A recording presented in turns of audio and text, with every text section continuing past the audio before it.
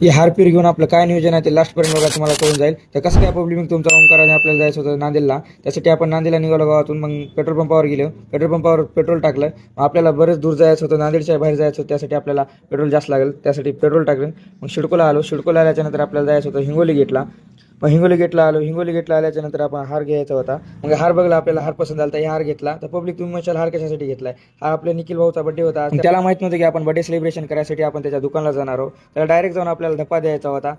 आता त्याचं दुकान आहे पूर्णा रोडला. आपण आलेलो श्रीनगरला. श्रीनगरहून मग आपल्याला लागले शेतकरी पुतळा. शेतकरी पुतळ्याच्या नंतर समोर जायचं होतं आपल्याला पूर्णा रोडला. मग हार वगैरे तर घेतला होता. मग आपण बेकरीवर गेलो, केक घेतलो. केक वगैरे पॅक करून दिला. मग केक घेऊन आपण निघालो. मग लागला आपल्याला पूर्णा रोड. पूर्णा रोडच्या नंतर समोरच होतं त्याचं दुकान. मग आपण पोहोचलो त्याच्या दुकानला. मग दुकानला गेल्याच्या नंतर आपल्याला मग ते आपला भाऊ होता तिथं, बड्डे बॉय होता. मग आपल्याला दशरथ प्रभू भेटला. दशरथ प्रभूला भेट देऊन मग आपला भाऊची गाडी वगैरे मग धुवून रेडीच ठेवला होता भाऊना.